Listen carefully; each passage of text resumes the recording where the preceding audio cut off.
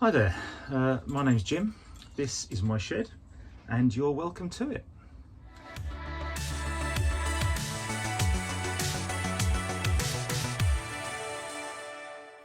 Similar sort of intro to last time. I thought we'd have a look at progress to date before we look at how we got there. So here's the intercooler mounted with the fan, the radiator and the oil cooler, all of my cooling package as I'll call it. Then moving round we can see the standard oil filter housing, which I've modified to take the oil pressure switch, the pressure gauge sender and a couple of -10 fittings for the oil lines for the oil cooler and the remote filter. And then moving around we can see the new thermostat housing that I've made, because I had problems with the original one and needed one pointing in a different direction. And you can also see another view of the radiator and the oil cooler in place. So how did we get here?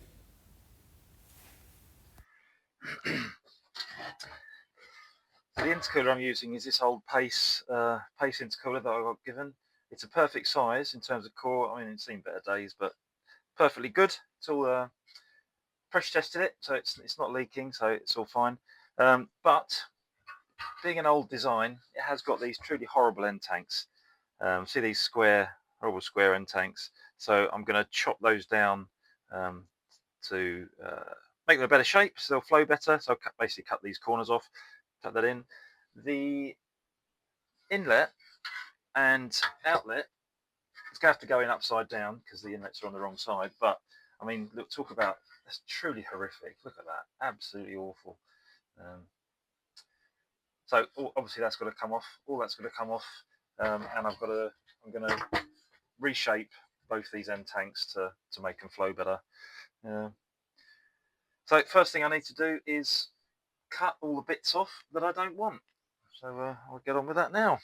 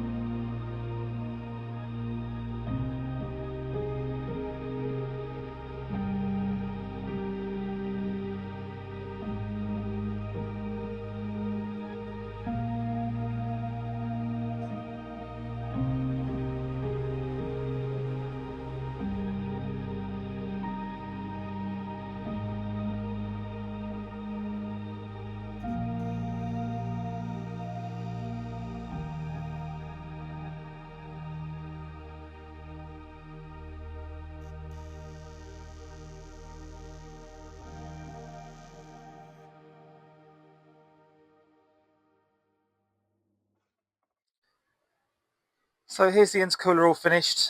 The end tanks are much more patchwork than I would have liked. Just because of what I was working with, when I cut the end off, I had to fill in all these little bits where the original end tanks were.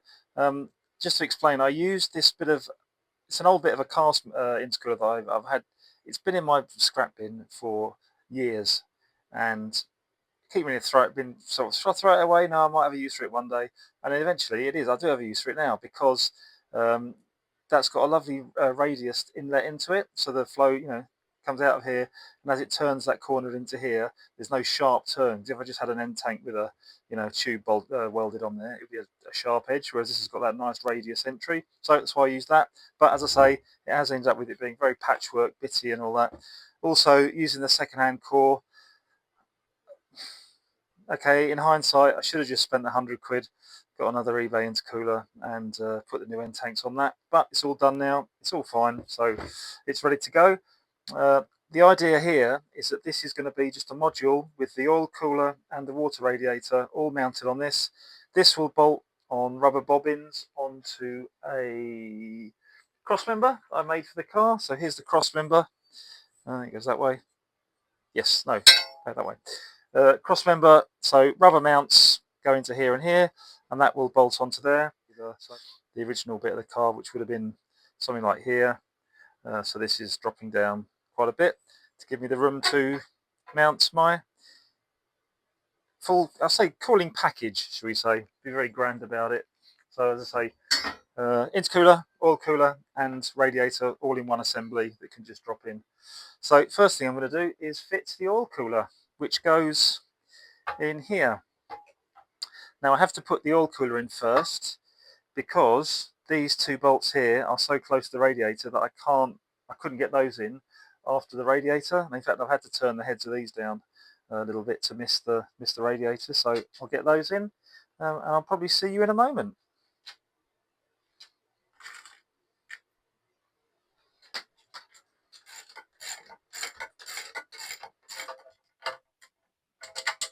Jesus Christ. Then the radiator goes in. The radiator I'm using is a bog stock Civic radiator.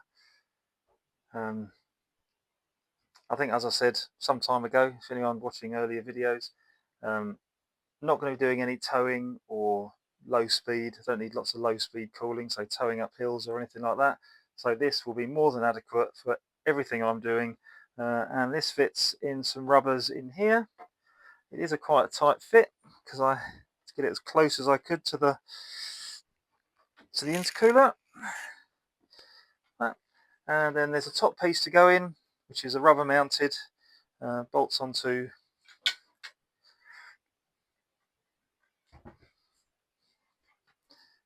here, and that bolts to there.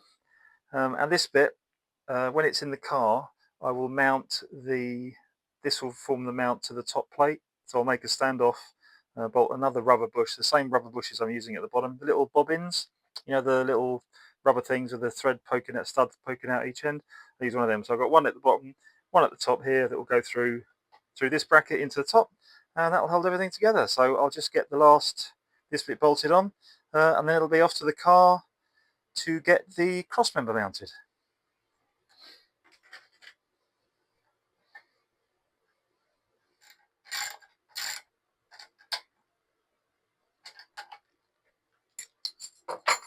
There you are.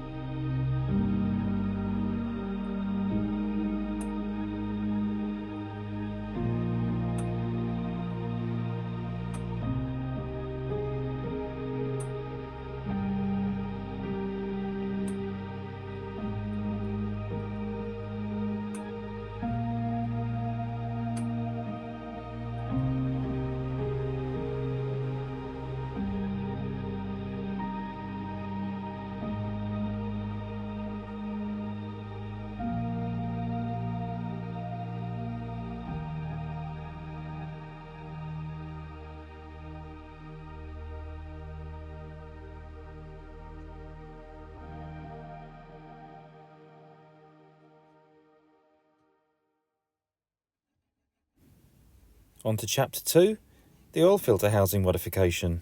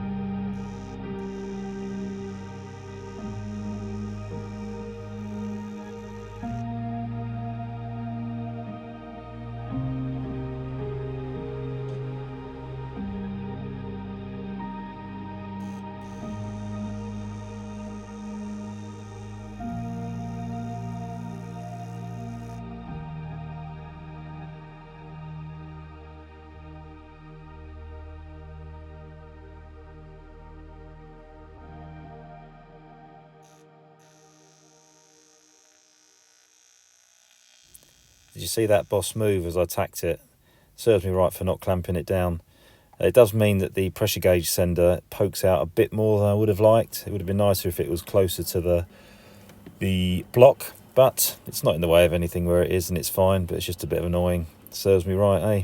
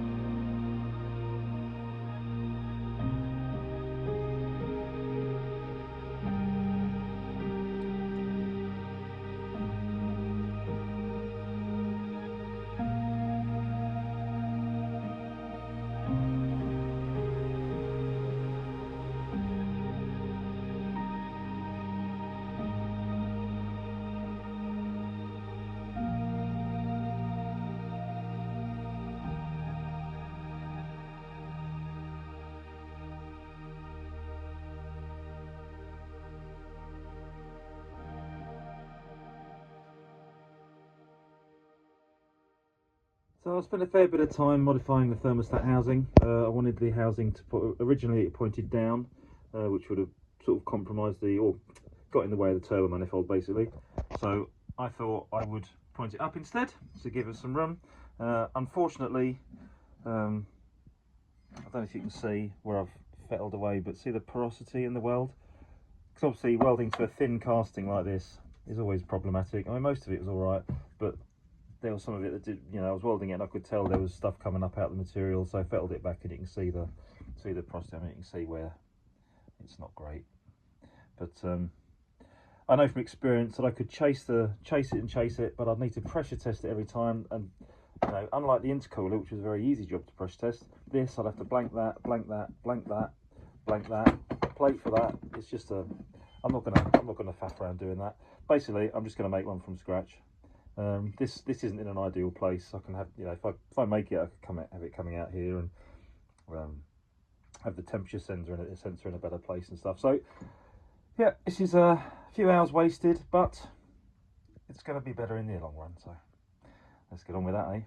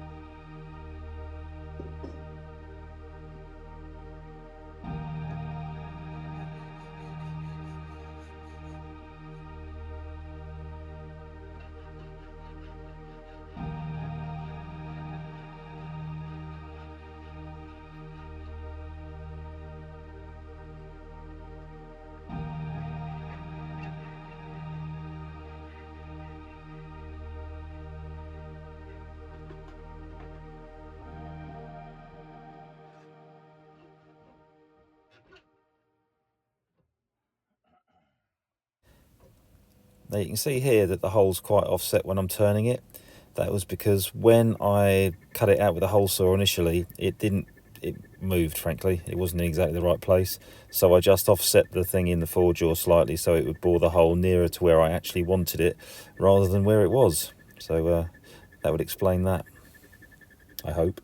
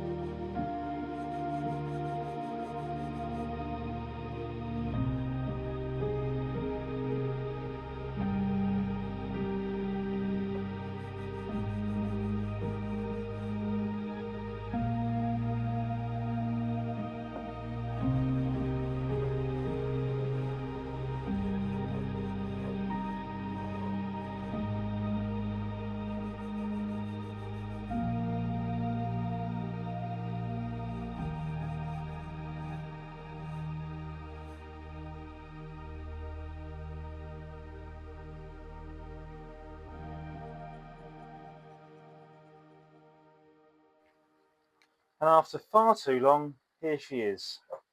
Finally have a thermostat housing. Just thought I'd show you all the bits, part of, some kind of excuse as to why it took quite so long. But there's a lot goes into a thermostat housing, honest. So we got water inlet from the block, and yes, that is more than big enough before anyone complains. Mounting for the thermostat. I do have a new one on order, but here's the old one. That will bolt on there. And as I say, pointing up so that the turbo manifold's got plenty of room to go underneath it. Then we have fitting for the water takeoff for the turbo.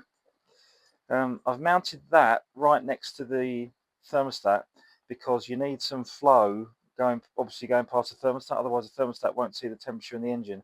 So all the fluid that's flowing through the turbo cooling circuits will cause water to flow past the thermostat, and so you've got that flow.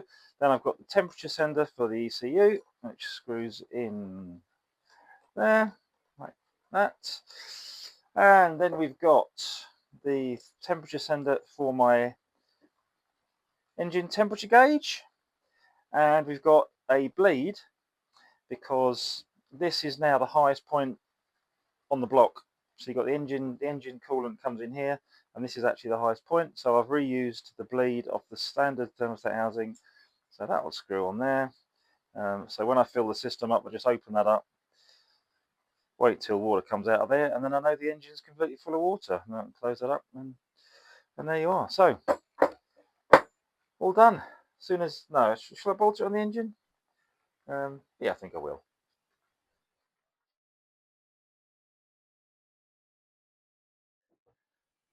So there you are, progress to date. Bit of a marathon, that one, but it was a couple of months' work. Kept thinking, I'll get this done, I'll just get that done, till I put the video out. But I thought, no, show progress to date, and then we can go on from there. That thermostat housing, what a bugger that was. Obviously showed you in the video the original attempt at modifying the standard one. Didn't work. Didn't weld properly. There's no point trying to remedy that. So made another one. Most of the fabrication you saw on the video was of the Mark II. But then as soon as I made the flange for the thermostat housing to bolt to and tried to make the two bits together, I thought that's not going to work. So I had to go with the Mark III, and that was just another flange and more of the same really, cutting and shaping and stuff till I got it all together. And the result, as you've seen, so I'm quite happy with it. It's got the takeoff for the heater circuit in the right place and all that. So yeah, I think that'll do the job very nicely. I'm quite happy with it. This time last year, I did say that 2025, who knows, maybe we'll get the car together, depending on logistics and all that. Well, obviously didn't quite work out. But someone in the comments kindly said, would I be taking the car to Pugfest? And that sort of focuses the mind somewhat, because it means I've got to get it done by the summer. Even though started work on the house, as I mentioned in the last video, and we're getting on with that a little bit, it means I'll be quite busy, but it does focus the mind somewhat. It gives you a target and says, I've got to get that done, got to get that done. Gives you, milestones, which I generally hate, but they do help focus things. So with that in mind, I think I have to get the inlet manifold done by the end of this month. So next video will hopefully have the inlet manifold all together, and then the job after that, probably the inlet manifold and plumbing all together, so all the pipe work's basically done, and then it'll be fabricating exhaust system, well, exhaust manifold, exhaust generally, and turbo mounting and stuff.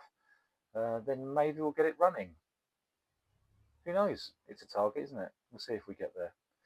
But as I say, it's probably been long enough anyway, and you don't really want to watch me rambling on. So I will just say cheers, without a drink this time. Oh, dry January and all that.